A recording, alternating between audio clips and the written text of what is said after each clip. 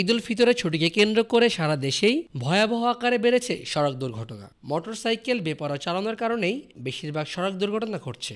সুচিকিৎসা পেতে দেশের বিভিন্ন এলাকা থেকে এসব রোগীরা এসে ভিড় জমাচ্ছে রাজধানীর জাতীয় অর্থোপেডিক হাসপাতাল ও পঙ্গু হাসপাতালে।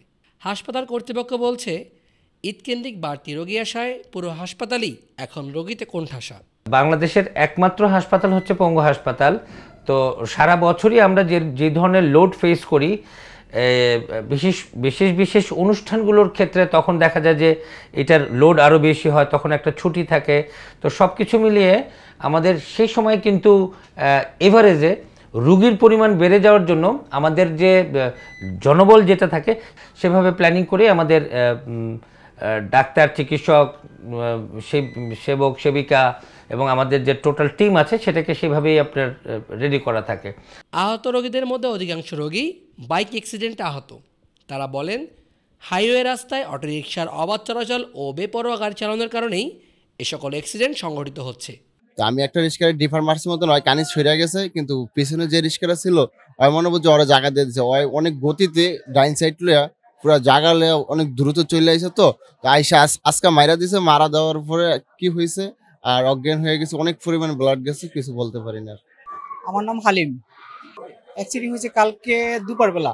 আমি হলো বাইক চালাই, পাঠাও চালাই। তো আশা ধরছি, আর অটোওয়ালা মনে করেন সামনে গাড়া ছিল, টার্নিং লিয়েছে ডাইনে টার্নিং লওয়ার পরে তো আমি কাইটে আহতেছি, ফিরে বামে টার্নিং লিয়েছে। টার্নিং হওয়ার পরে আমার মনে করেন বাড়ি দেওয়া গাড়ার ভিতরে ফেলাই দিছে। এখন মনে করেন এখানে কালকে রাত্রে এসে ব্যান্ডেজ করলাম। ব্যান্ডেজ করার পরে ওখানে তারা আবার আমাকে ছুটি দিয়ে দিল। 28 তারিখ সন্ধ্যা 7:30টায় বাইক নিয়ে আমার ইমার্জেন্সি কাজে যাইতেছি, রিস্কা আমাদেরকে মাইরা দিচ্ছে। বাইকের গতি ছিল 30 থেকে 35।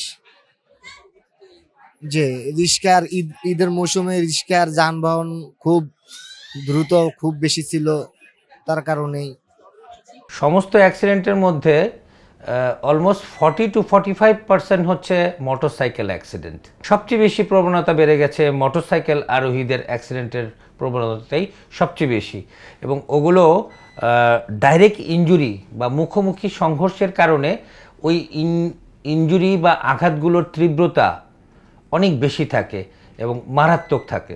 ঈদ মানে আনন্দ, তবে তা দুঃখে পরিণত হতে পারে আপনার অসচেতনতার কারণে। তাই বাইক বা যে কোনো যানবাহন চালানোর ক্ষেত্রে সতর্কতা অবলম্বন করুন। এছাড়াও অতিরিক্ত গতিতে গাড়ি চালানো এবং ওভারটেকিং করা থেকে বিরত থাকতে বলেছেন বিশেষজ্ঞরা।